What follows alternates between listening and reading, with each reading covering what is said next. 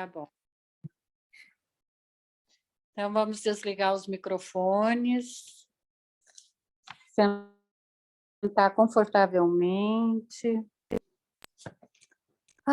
Encher o nosso coração de alegria, respirar profundo e suavemente, absorvendo a paz, a alegria, segurando e eliminando o cansaço, a preguiça, eliminando as energias negativas. Vamos fazer, então, esse exercício, puxando, segurando e eliminando. Relaxando o nosso corpo, sentindo o nosso corpo, sentindo o nosso ser presente aqui agora, para mais esse encontro, para mais este aprendizado. Vamos sentindo a presença dos nossos anjos guardiões, nos conectando com o mentor espiritual deste trabalho, nos conectando com a equipe encarregada dos estudos da Casa Lucas de Assis, nos conectando com toda a egrégora da Casa Lucas de Assis, de Aziza, os irmãos franciscanos, as irmãs Clarissas, Lucas de Assis. Vamos nos ligando a Francisco de Assis, sentindo a presença desses seres iluminados, e vamos preenchendo o nosso coração com muita alegria e gratidão por estarmos aqui para esse estudo. E assim, vamos nos ligando ao Mestre Jesus, a Deus Pai Todo-Poderoso e Maria Santíssima. Vamos nos ligar a Maria através dessa Ave Maria. Ave Maria, Senhora do amor que ampara e redime, ai do mundo, se não fora a vossa missão sublime, cheia de graça e bondade.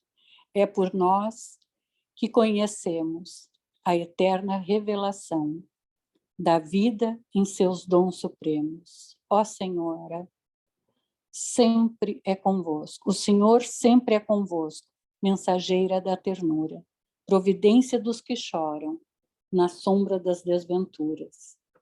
Bendita sois vós, Rainha, estrela da humanidade, rosa mística da fé, lírio puro da humildade.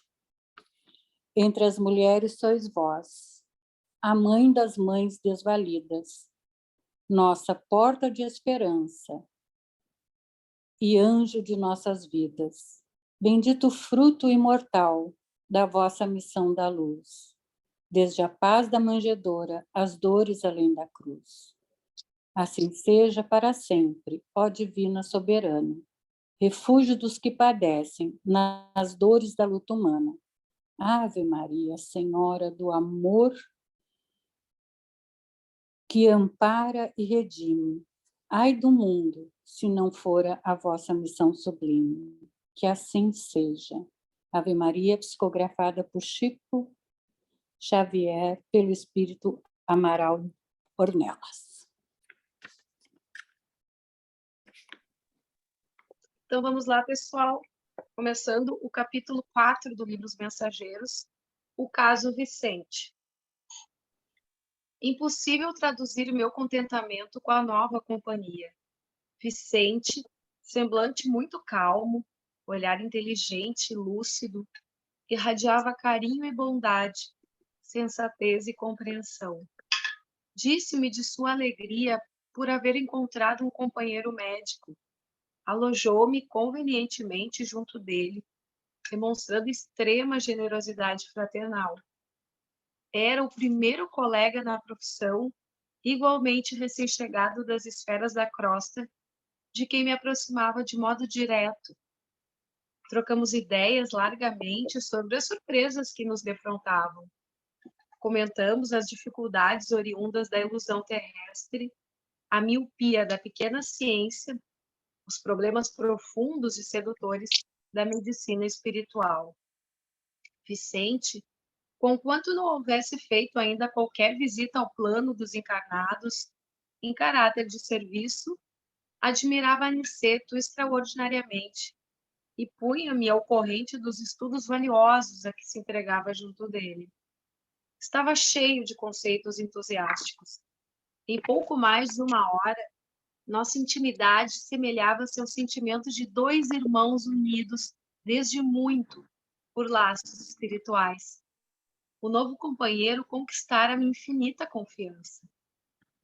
Evidenciando nímia delicadeza, indagou da minha posição perante os parentes terrestres, ao que respondi, com a história resumida de minha singular aventura ao conhecer as segundas núpcias de minha viúva. Imprimi toda a ênfase possível ao meu relatório verbal, sensibilizando-me profundamente no curso da narrativa. Em cada pormenor culminante dos fatos, detinha-me de propósito, salientando meus velhos sofrimentos e relacionando de sabores que me pareciam insuperáveis. Vicente ouviu silencioso, sorrindo a intervalos. Quando terminei a comovida exposição, ele pôs-me a destra no ombro e murmurou: Não se julgue desventurado e incompreendido. Saiba, meu caro André, que você foi muitíssimo feliz. Como assim? Sua Zélia respeitou o companheiro até o fim, e o segundo matrimônio, em tais circunstâncias, não é de admirar. No meu caso, porém, a coisa foi muito pior. E, dado o meu justo espanto, o novo amigo continuou. Explico-me. Meditou alguns instantes, como quem alinhava reminiscências, e prosseguiu. Não pode você imaginar como foi intenso o sonho de amor do meu casamento. Logo após a aquisição do diploma profissional, aos 25 anos, esposei Rosalinda, exultante de ventura.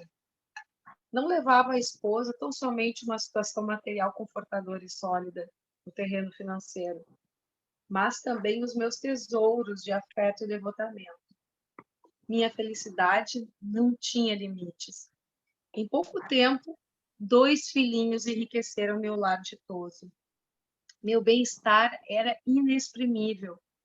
Em virtude das reservas bancárias, não me especializei na clínica, consagrando-me, todavia, apaixonadamente ao laboratório.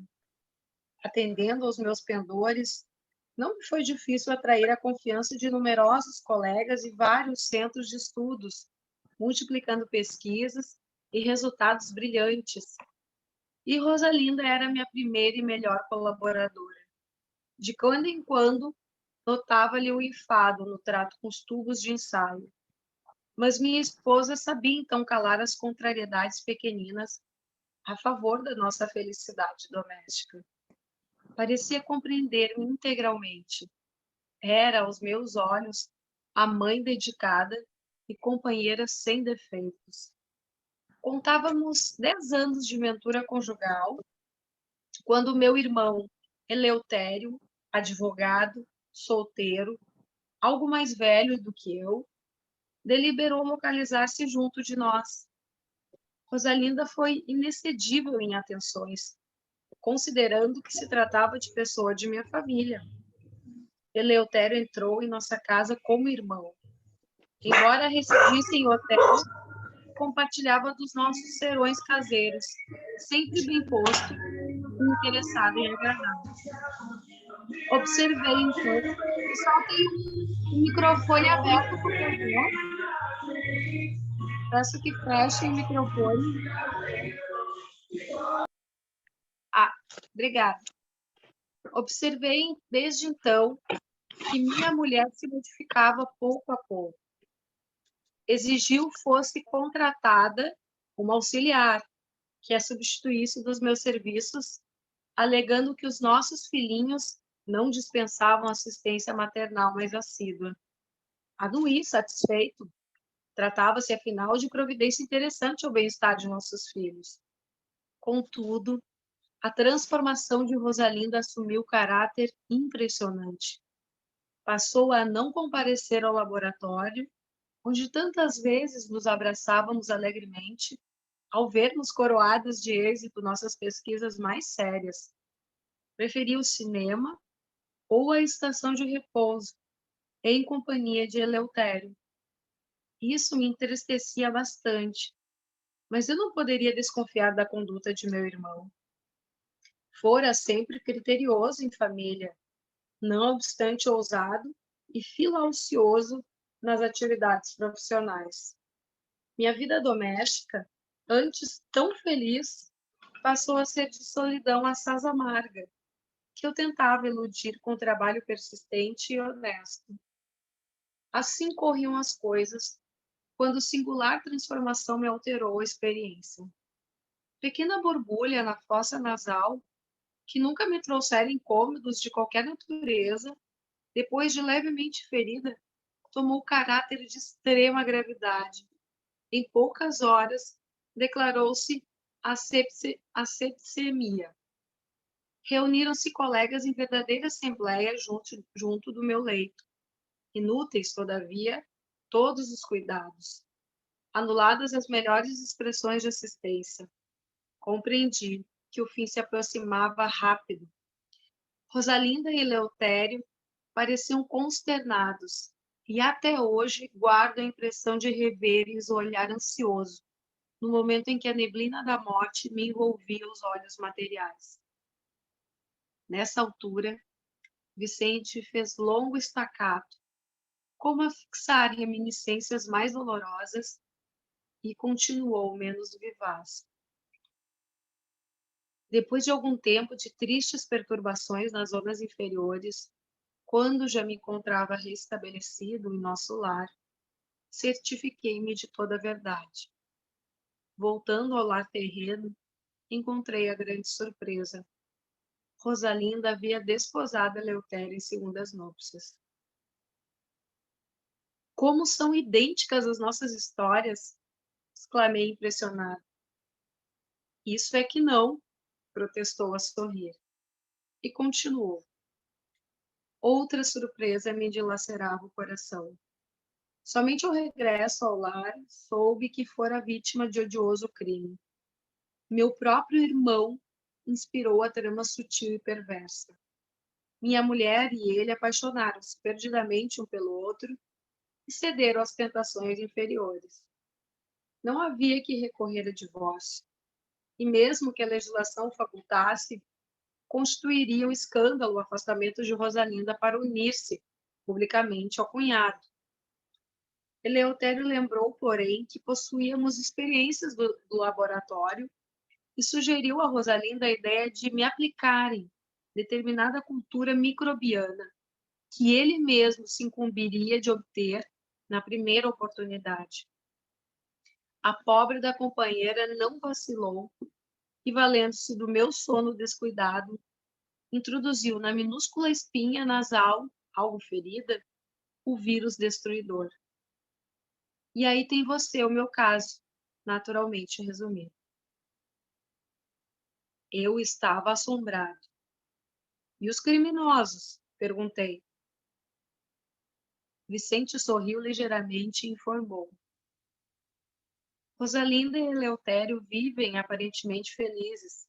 São excelentes materialistas por enquanto e gozam no mundo transitório grande fortuna amoedada e alto conceito social. Mas e a justiça? Indaguei aterrado. Ora, André, esclareceu serenamente. Tudo vem a seu tempo, tanto no bem quanto no mal. Primeiro a semente, depois os frutos. Percebendo-me, porém, as tristes impressões, Vicente concluiu. Não falemos mais nisso. Aproxima-se a hora da instrução. Atendamos às nossas necessidades essenciais, auxiliando os nossos amados, que ainda permanecem à distância nos círculos terrestres.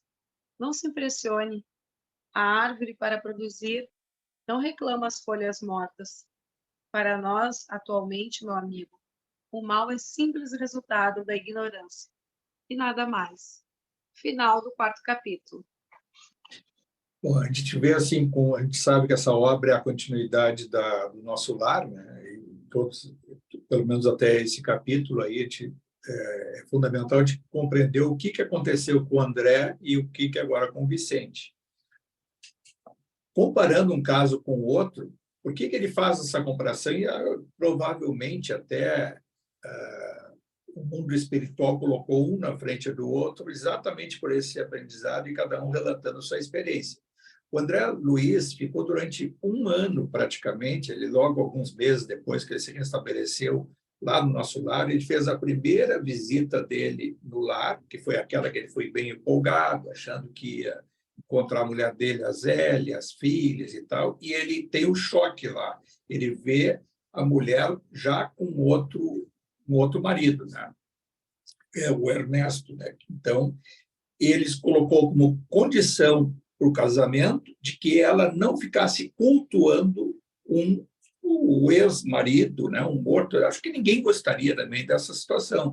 As paredes com retratos, com fotos e tal, as filhas foram orientadas a não ficar tocando no assunto do pai, na frente principalmente do padrasto, e isso foi seguido e não havia nada demais disso, até porque uma pessoa viúva pode contrair novas núpcias, né? Isso é uma coisa até natural. Aí veio o Vicente e dá o relato dele. E o André Luiz, em cada ambiente que ele ia no nosso lar, a cada visita, ele ia lá nas câmaras de retificação, lembro que ele perguntava para os pacientes qual é a história de cada um, ele queria ouvir o relato e sempre nas entrelinhas, ele fazia um comparativo com a sua situação. Então, ele ouvia relatos dos pacientes lá nas câmaras de retificação, dos pronto-socorros, já em áreas de restabelecimento lento e gradual, como ele também passou por lá. E aí, ele tinha sempre aquela coisa, e quantas pessoas são assim na nossa vida, né? Que a gente está diante de um fato, até uma situação delicada, e aí a outra pessoa vem e conta uma outra querendo dar um peso maior ao seu sentimento. E o André Luiz ficou praticamente 1 ano até esse momento aí, com essa coisa do vai e vem, cultuando uma mágoa, que coisa horrível. O meu lar, que eu fui lá, cheio de amor, já estava minha mulher com outro.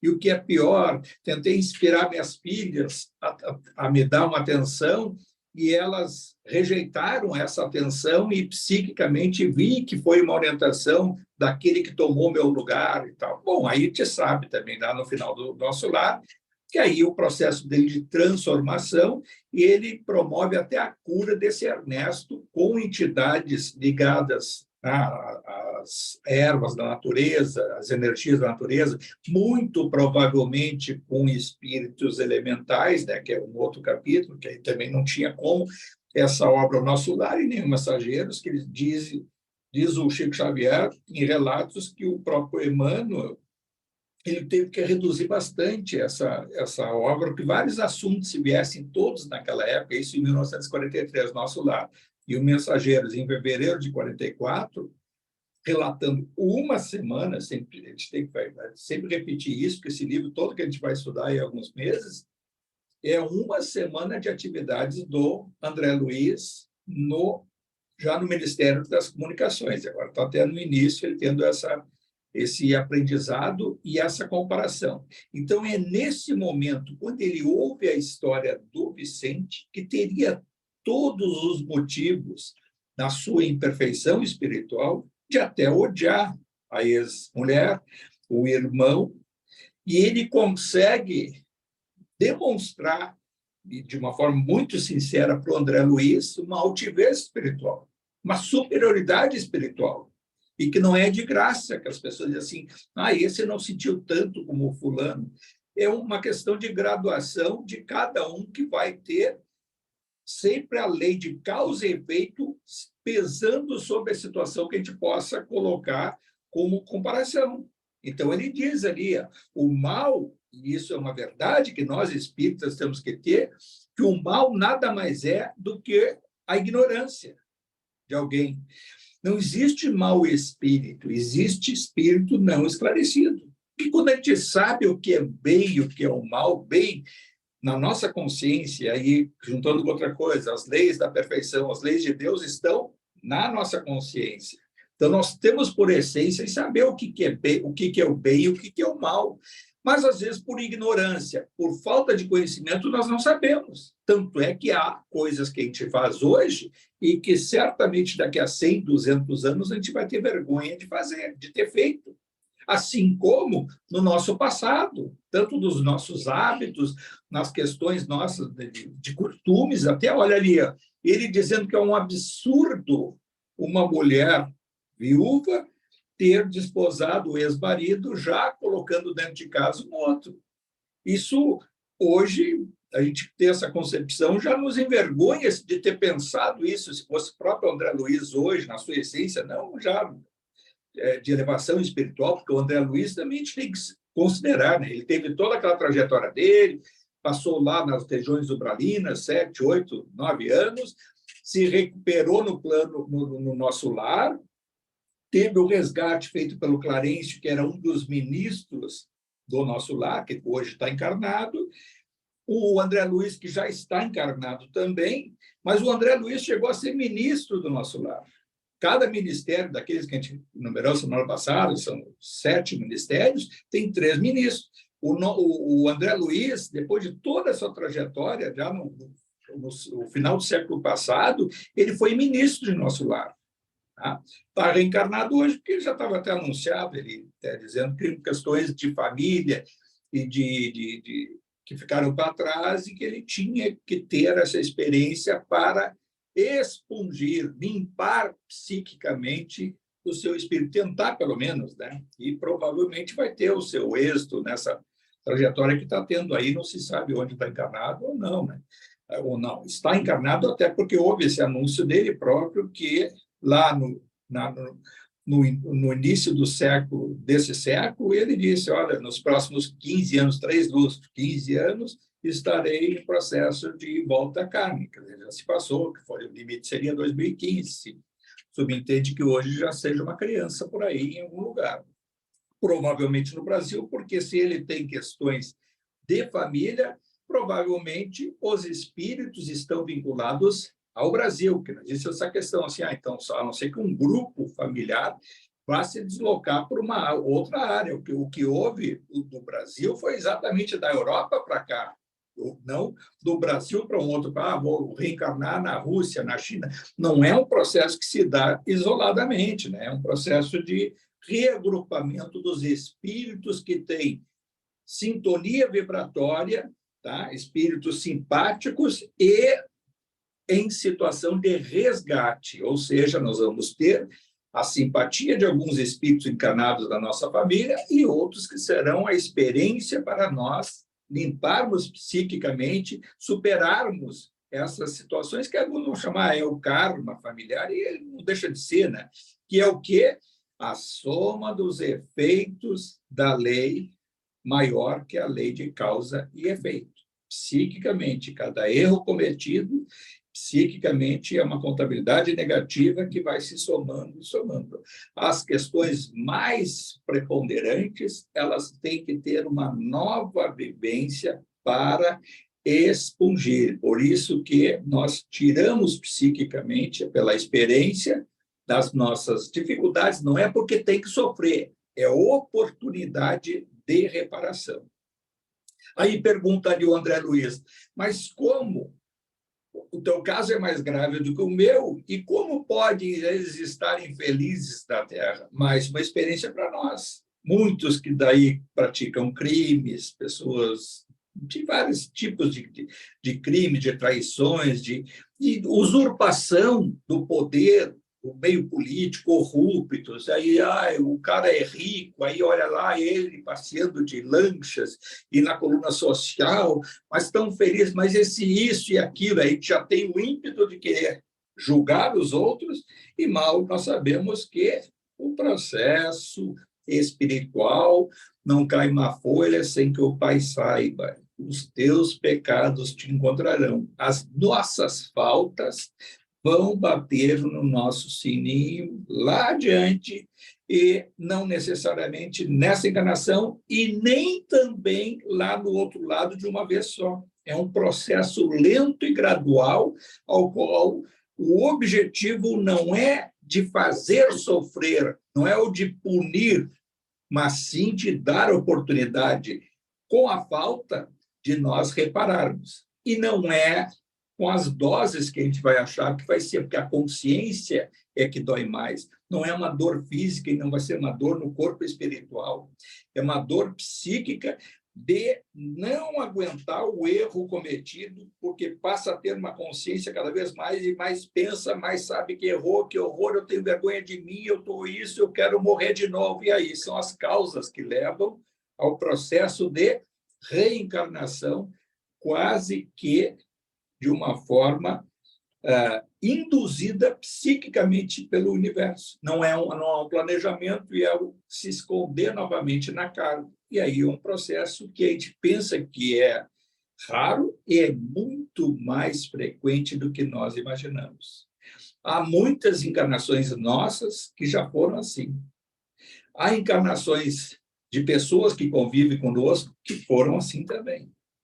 E talvez a gente, por essas razões, a gente passa a compreender um pouquinho melhor o porquê de quando às vezes até vai expor uma situação absurda, né, de um erro coletivo, e às vezes a inserção individual de um que outro, agravando esse erro numa convivência, e ver assim, como é que o fulano não enxerga, como é que não percebe, mas vem cá, como é que pode um cara desses fazer isso? Então, são situações como essa, que às vezes vieram sem consciência novamente para a carne e vieram, na realidade, numa fuga de si mesmos lá no plano espiritual, em situações vibratórias inferiores, não necessariamente lá nas trevas, lá no abismo, mas nessas regiões mais sombrias e que o espírito nem quer fazer o reexame de consciência. E aí a fuga de si mesmo é, muitas vezes, a volta à carne. E essas coisas acontecem o quê?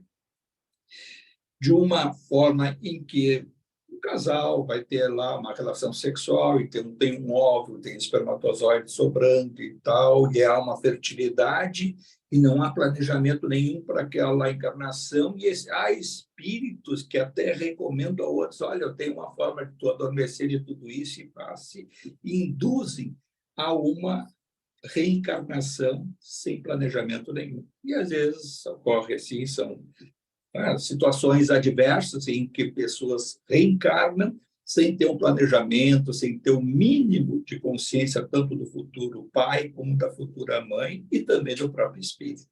Isso acontece, tem até um relato espiritual, e lá no Rio de Janeiro, numa daquelas favelas, em que estava lá um processo, você deve ter lido isso, uma das obras do, não sei se é Paulino Garcia, eu acho que foi ele, e ele relata lá no Rio de Janeiro uma reencarnação que se deu numa favela de uma comunidade com tráfico de drogas, e aí o estupro que ocorreu de um do outro, aí é uma fertilidade, há espíritos envolvidos, e houve a conexão com uma mãe que estava fértil naquela noite e reencarna ali, e vai ser depois criada pela avó, é uma encarnação difícil, a avó também muito pobre, e assim por diante, acaba depois tendo um destino que vai encontrar a resposta mais adiante. Mas isso é apenas caso de centenas e milhares de casos que ocorrem. Queria falar alguma coisa, ou quê?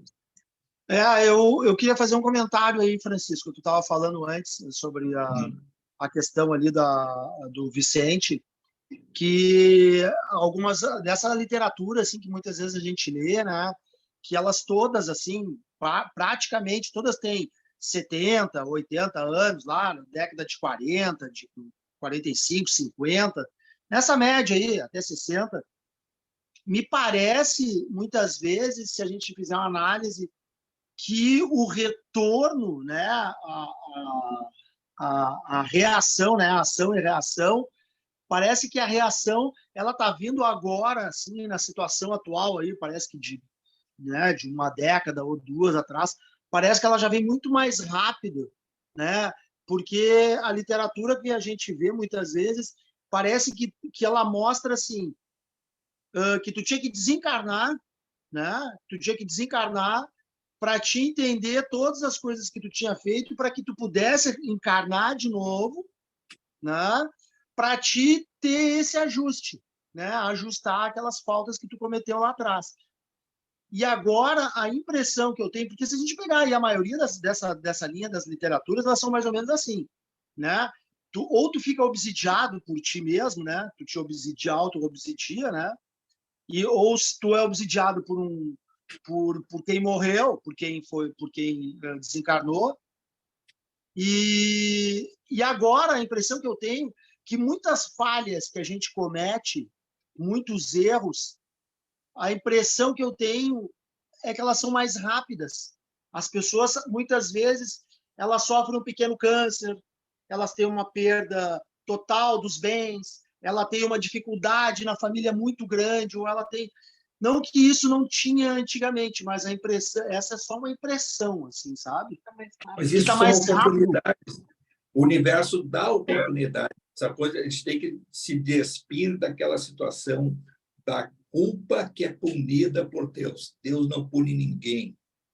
Deus dá oportunidade, o universo dá oportunidade. Essa é a oportunidade que a gente tem do reexame de consciência e se libertar aparentemente desse sofrimento, assim, de sentimento que leva muitas vezes até a uma angústia, que não consegue digerir muitas vezes a situação e leva a uma disfunção celular, que é o câncer. E várias outras patologias. As pessoas perguntam por que o câncer ainda não tem cura.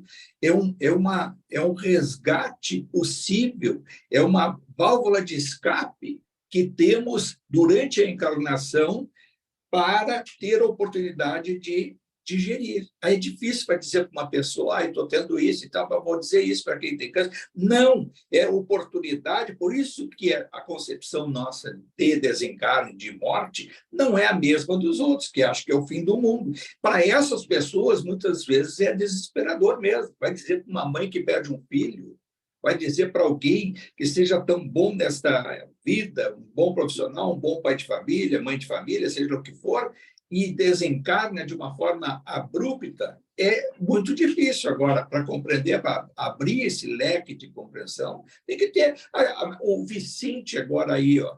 Olha só por que a mulher dele e o irmão que estavam lá, os dois traidores que estavam lá, felizes aparentemente, porque ele não se transformou num obsessor desse casal.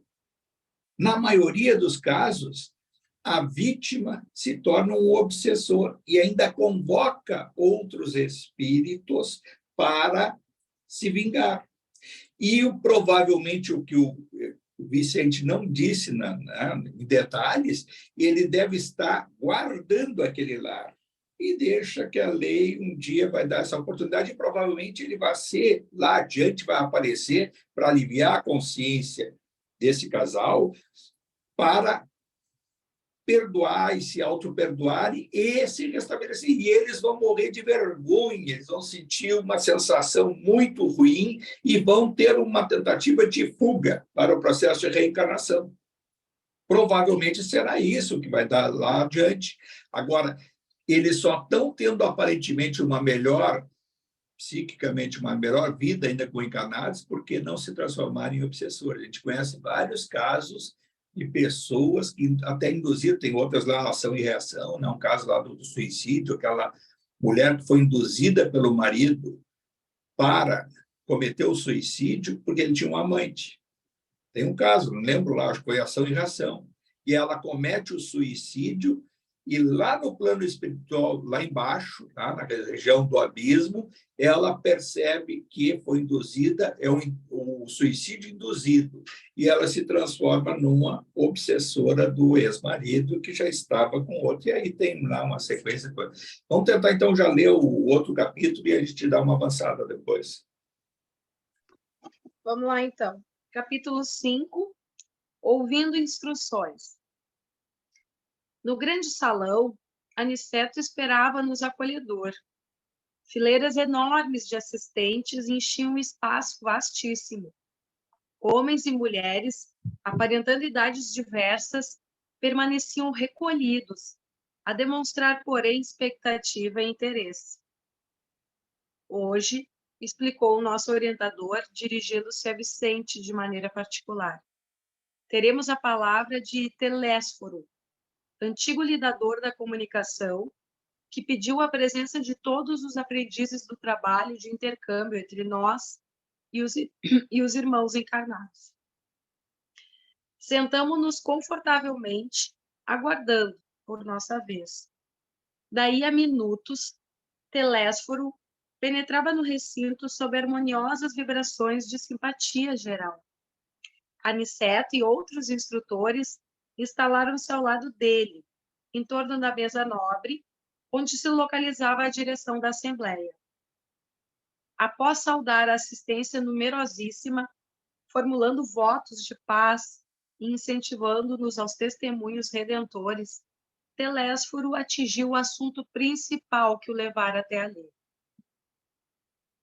Agora, disse com autoridade, sem afetação, conversaremos sobre as necessidades da representação de nossa colônia nos trabalhos terrestres. Aqui se encontram companheiros fracassados nas intenções mais nobres, e irmãos outros desejosos de colaborar nas tarefas que condizem com as nossas responsabilidades atuais.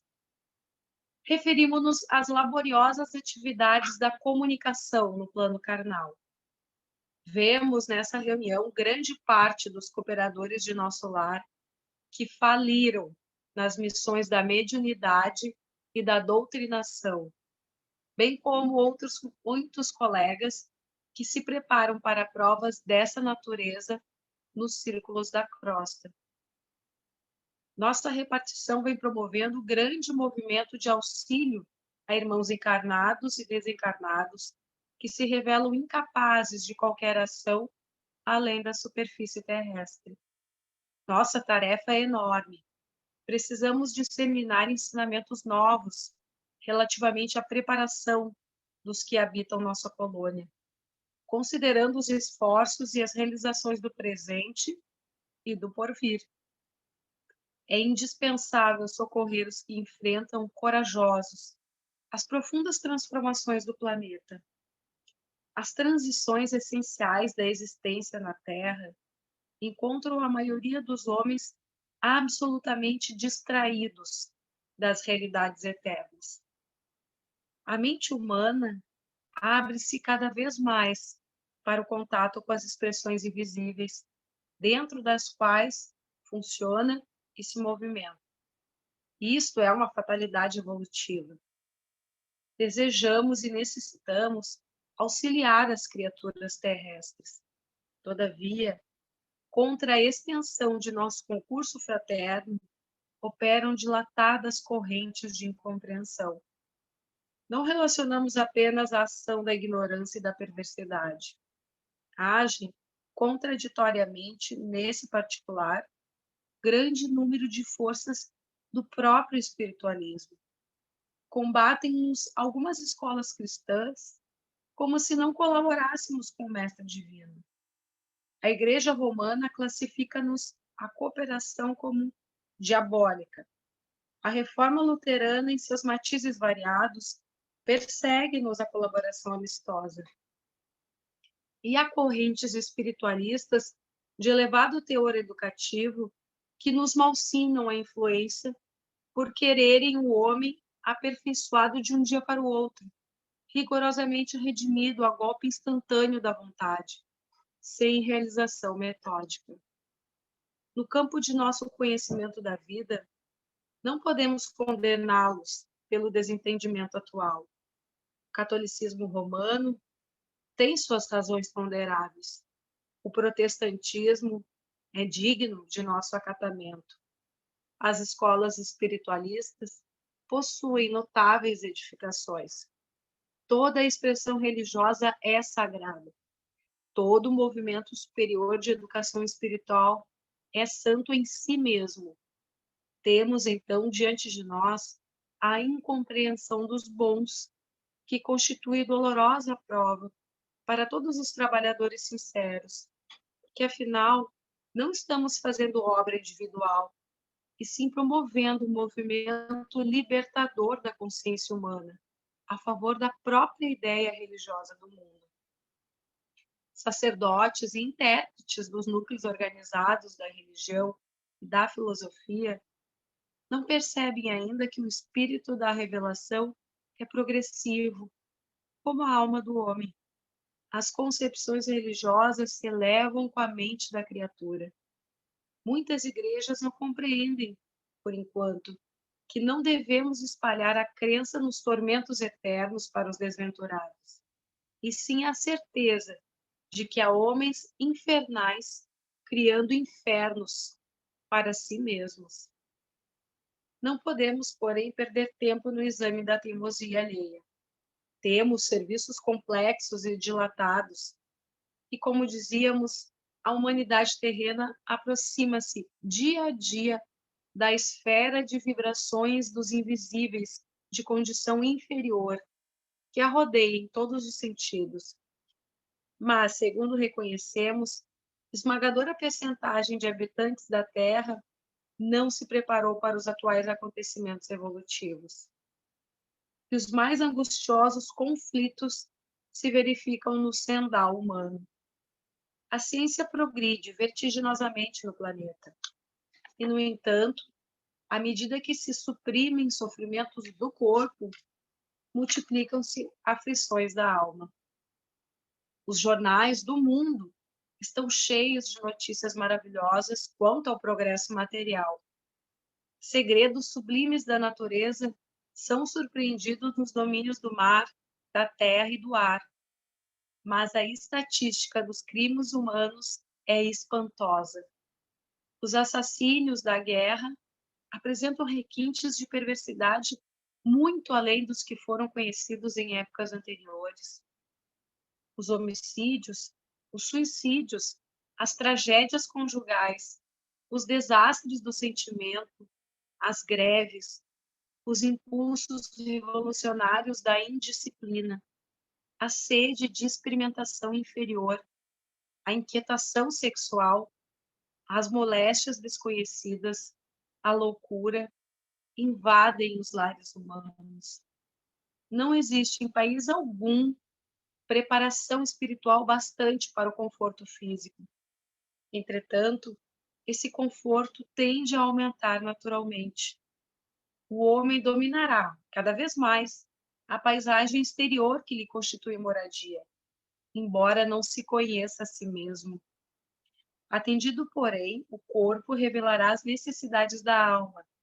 E vemos agora a criatura terrestre assoberbada de problemas graves, não só pelas deficiências de si própria, senão também pela espontânea aproximação psíquica com a esfera vibratória de milhões de desencarnados que se agarram à crosta planetária, sequiosos de renovar a existência que menosprezaram, sem maior consideração aos desígnios do eterno. A rigor, também nós compreendemos que os serviços da comunicação no mundo deveriam realizar-se apenas no plano da inspiração divina para os círculos terrenos, do superior para o inferior. Mas como agir diante de milhões de enfermos e criminosos nas zonas visíveis e invisíveis da experiência humana? Pelo simples culto externo, como pretende a Igreja de Roma? Pelo ato de fé exclusivamente, como espera a Reforma Protestante? Por mera afirmação da vontade, conforme pontificam certas escolas espiritualistas? Não podemos, no entanto, circunscrever apreciações na visão unilateral do problema. Concordamos que a reverência ao Pai, a fé e a vontade são expressões básicas da realização divina no homem. Mas não podemos esquecer que o trabalho é necessidade fundamental de cada espírito, que outros irmãos nossos perseverem tão somente nas especulações teológicas, encaremos, porém, os serviços do Senhor, como se faz indispensável. A humanidade terrena, atualmente, é como um grande organismo coletivo, cujas células, que são as personalidades humanas, se envolvem no desequilíbrio entre si, em processo mundial de reajustamento e redenção. Quantos cooperam conosco, veem a extensão dos cipoais em que se debate a mente humana. Criminosos agarram-se a criminosos, doentes associam-se a doentes. Precisamos oferecer no mundo os instrumentos adequados às retificações espirituais, habilitando nossos irmãos encarnados a um maior entendimento do Espírito do Cristo.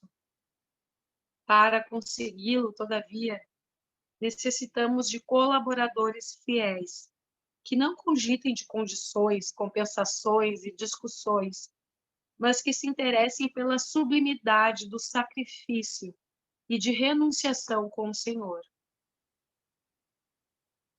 A essa altura, Telésforo interrompeu a lição em curso e, fixando o olhar percussiente na assembleia, tornou em voz mais alta: quem não deseje servir, procure outros gêneros de tarefa. A comunicação não comporta perda de tempo, nem experimentação doentia, sem grave prejuízo dos cooperadores incautos.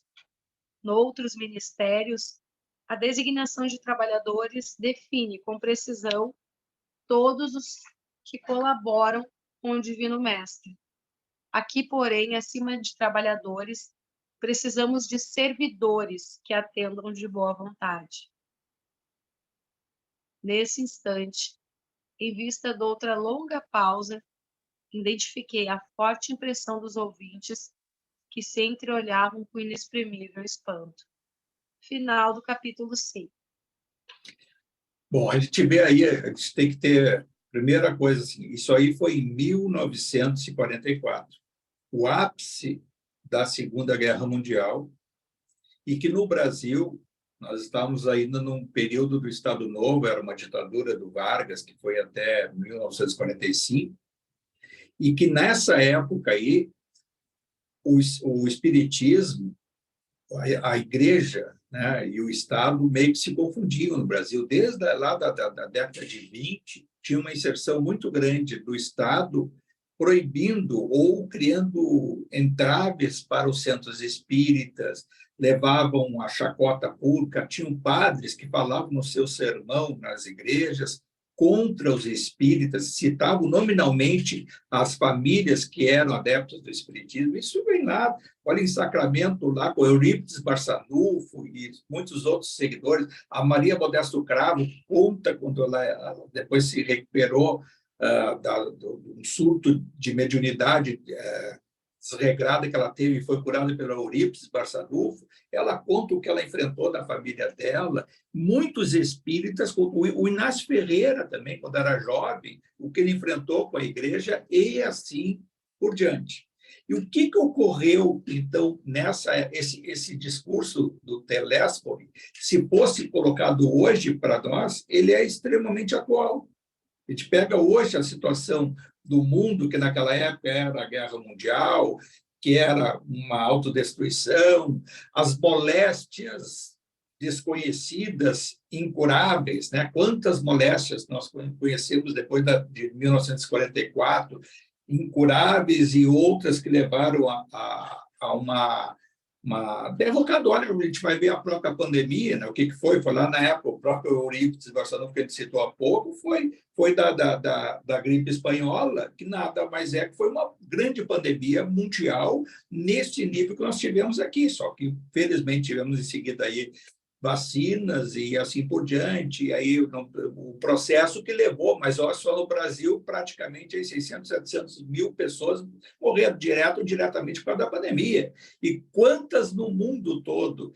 E isso veio do quê? Esses anúncios no plano espiritual, né, quando se diz assim as derrocadas, a gente não está percebendo hoje Hoje, no mundo espiritual elevado, tem uma convocação extraordinária dos espíritos celestiais para influir nas grandes lideranças mundiais que voltamos a ter na última vez que nós enfrentamos essa situação que hoje a gente está enfrentando no mundo espiritual de intervenção para que não haja um conflito mundial de autodestruição, foi em 1963.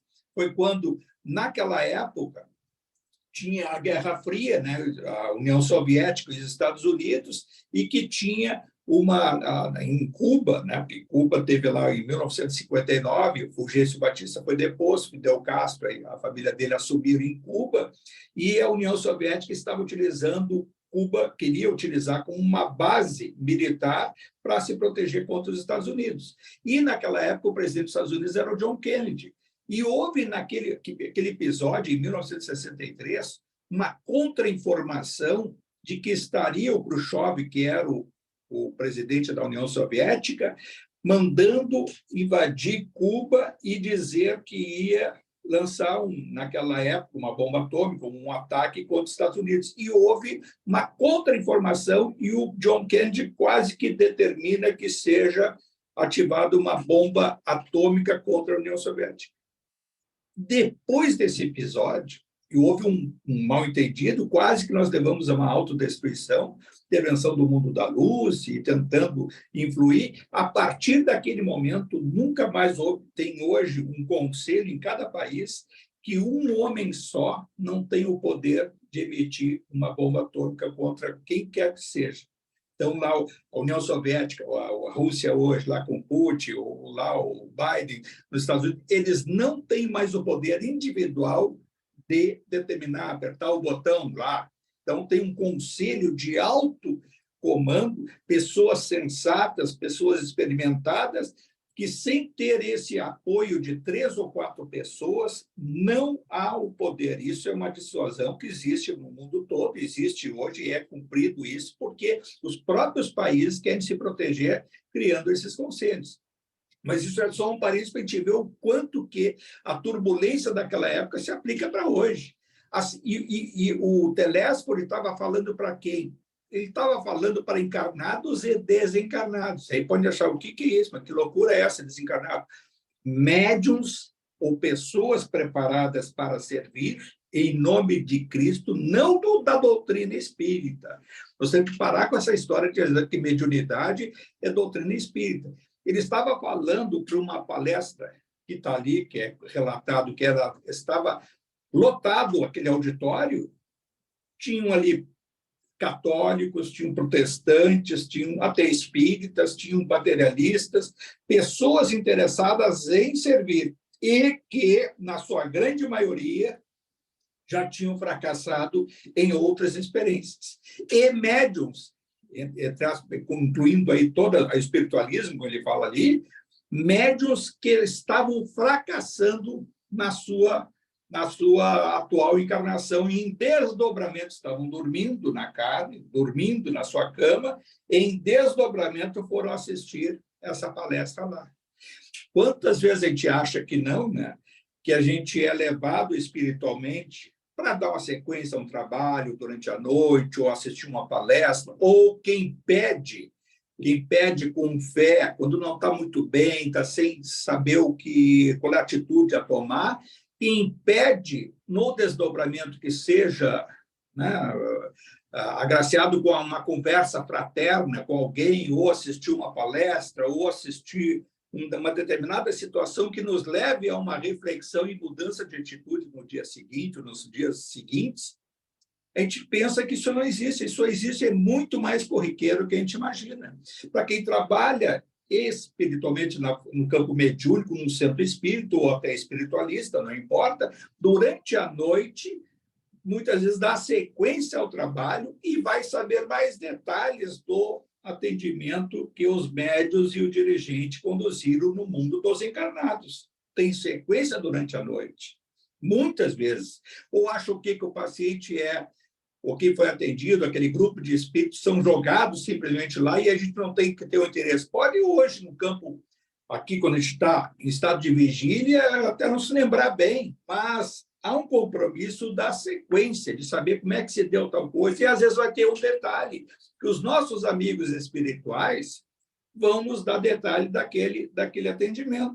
E muitas vezes vão ver os vínculos que nós temos com aquele espírito, que foi até tratado, de outras encarnações, que não é de graça que chega na nossa frente um espírito sofredor, necessitado de paz, de conforto, de saúde.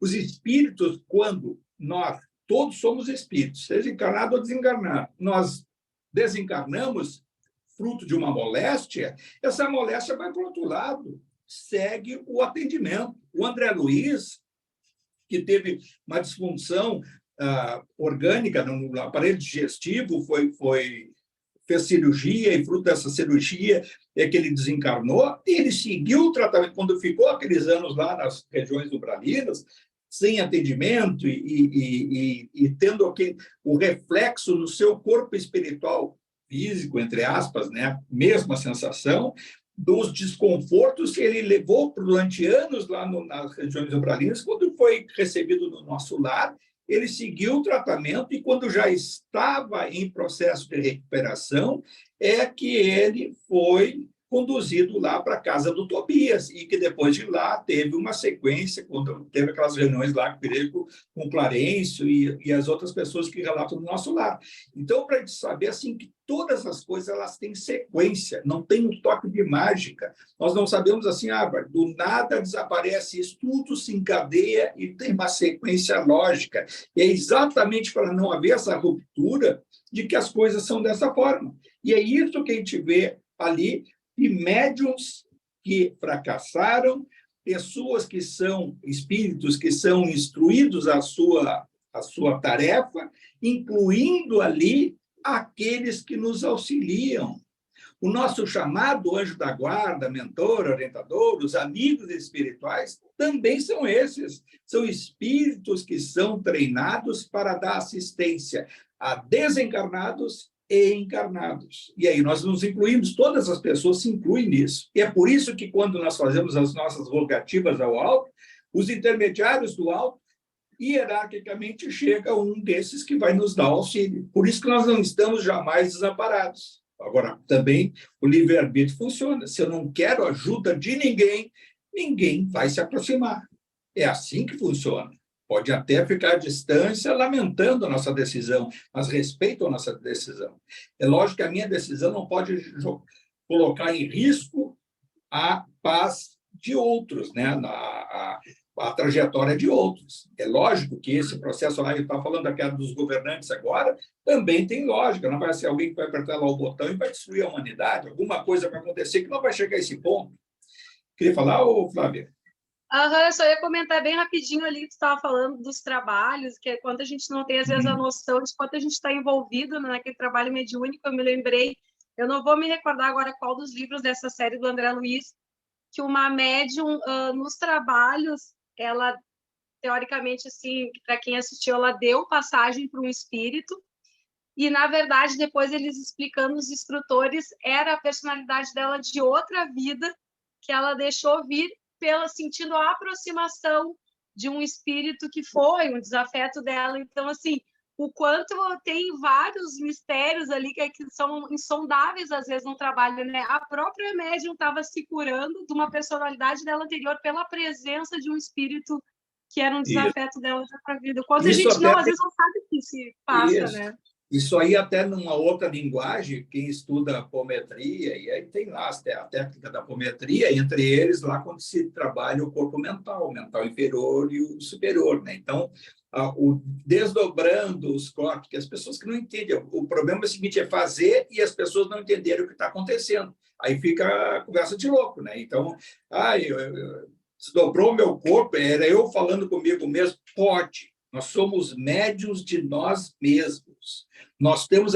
Vai lá na obra, o Livro dos Espíritos, vários espíritos se comunicaram ali, eram personalidades no seu próprio passado se comunicando. Aí vai dizer assim, o Chico Xavier, que foi o Kardec, que foi o Francisco de Assis, que foi João Evangelista, que foi Platão, que foi uma série de aquelas encarnações todas para trás. Como é que Platão se comunicou no livro no Evangelho segundo o Espiritismo? A personalidade do Kardec, sem ter consciência, provavelmente não tinha consciência de quem ele teria sido, recebe a informação mediunicamente e é dele próprio. Quantas coisas nós fazemos no nosso dia a dia que são coisas nossas do passado? De graça, muitas vezes nós repelimos pessoas ou muitas vezes do nada nós ajudamos a pessoa. E que nós não temos a consciência plena, mas muitas vezes a gente está usando, se reencontrando com alguém. Às vezes a gente não entende também, às vezes, uma pessoa que se dedica tanto a alguém do nada e gera até, às vezes, um sentimento, né, errôneo, equivocado, de nós sentirmos até inveja ou ciúmes dessa pessoa, da atenção que essa dá para as ligações de passado, que muitas vezes são próprio da pessoa, de uma convivência sua própria, de um passado que ela nem se dá conta. Mas a gente tem que ter a sabedoria de perceber que a doutrina espírita tenta nos explicar todos os fenômenos científicos. E aí não adianta, como diz ali, em 1944, que há um processo, ele fala da matéria, mas eu diria do avanço tecnológico, o avanço da matéria, o avanço tecnológico, e ele se desregrou. Quer dizer, nós temos um avanço estupendo na tecnologia, nas coisas, e no campo moral nós estamos ainda patinando. E há de ocorrer com cada um de nós, a gente está tendo a grande virtude de ter um estudo como esse aqui hoje, não precisar ter que assistir uma palestra dessas lá adiante ou em desdobramento e já saber como é que é. E como é que é procurar hoje se sintonizar com qual é a nossa missão aqui, que é de servir, de ser bom, de procurar fazer o que Jesus nos ensinou, que é extremamente simples, procurar ser bom. Ser bom. Diante da atitude, o que está vendo hoje, o que me rodeia, o que me preocupa, o que me trouxeram de problemas, como é que eu posso enfrentar esse problema sendo bom? Sem reação, sem aquela coisa de sentir essas coisas todas derivadas do orgulho e do egoísmo, que nos leva à inveja, ao rancor, à raiva, reação, essa reação intempestiva que vai nos atrasar ao lado e procurar. Ou não estou tendo a luz nesse momento para, como é que eu tenho que posicionar? Silêncio. Silêncio, respiração, deixa passar. Vamos ver o que é o momento seguinte.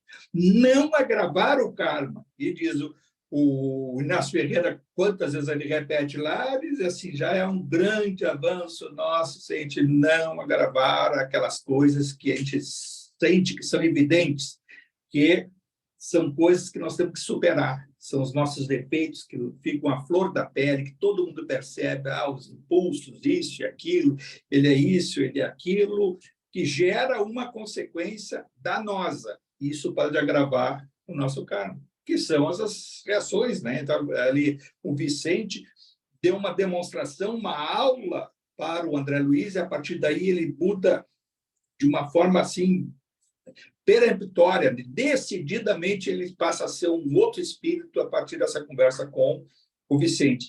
Ele usou durante bom tempo aquele probleminha dele, se fazendo de vítima e dando atenção dos outros.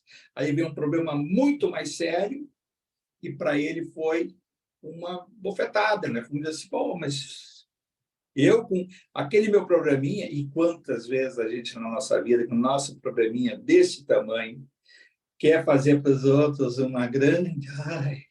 e ele não sabe o que é um problema do outro lado, outras pessoas. E isso a gente não... Para pensar, a gente não tem que ficar apontando para os outros, tu está fazendo isso, aquilo, mas dá muitas vezes até um dó de pessoas que gostam de elevar os seus problemas ao altar das dificuldades que todo mundo tem que saber e que nós temos que receber aquela energia de todo mundo. Isso tem em todas as áreas, tem até dentro de uma corrente mediúnica. Aquele que mais acha que tem que receber, que se faz, e aí será que vai relatar os seus coisas, vai demonstrar, e a corrente percebe, aí tá, Então, tá.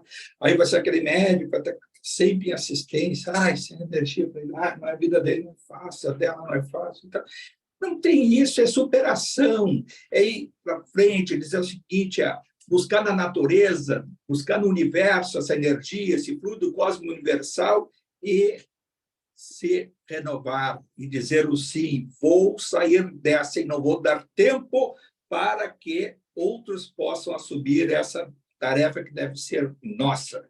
E se a gente não toma a atitude, outros vão tomar por nós, mas não são necessariamente encarnados, espíritos que vão aproveitar essa porta aberta, e aí é a hora que vamos introduzir. Coitado. Eu fico no ouvido. Coitado, mas olha só a tua vida e tal. Quero te levar para uma cama, te levar para ser de cobertor, quarto escuro, e não quero nada hoje, e já não vou trabalhar amanhã, e já não vou... Está me doendo a cabeça, e nem fala amanhã no centro espírita, manda dizer lá que eu não vou, vai, me dá lá, diz que eu não estou nada bem, pede lá orações, não é oração aqui, a oração não chegue para mim, que eu quero curtir esse momento. E assim é a vida. Nós passamos já do tempo, pessoal, então é a hora de encerrar. Semana que vem a gente retoma isso, e agora é a hora de sempre renovar nossa gratidão, a gratidão aos nossos amigos espirituais, a gratidão ao universo por tudo que nos dá. Cada um de nós tem muito, muito mais a agradecer pelo que tem do que a pedir, mas também nós podemos pedir e multiplicar esse desejo, compartilhando com as nossas famílias, com as nossas relações e até os nossos desafetos, que essa luz do alto possa se irradiar através do nosso pensamento a tudo e a todos que nos rodeiam. Pai nosso que estais no céu, santificado seja o vosso nome. Venha a nós o vosso reino, seja feita a vossa vontade, assim na terra como no céu. O pão nosso de cada dia que nos dai hoje. Perdoai as nossas ofensas, assim como nós perdoamos a quem nos tem ofendido. E não nos deixeis cair em tentações, e livrai-nos de todo o mal, Senhor, e que assim seja. Só então, pessoal. Francisco, gostei dessa aí, cara. Eu tô com uns probleminha aqui.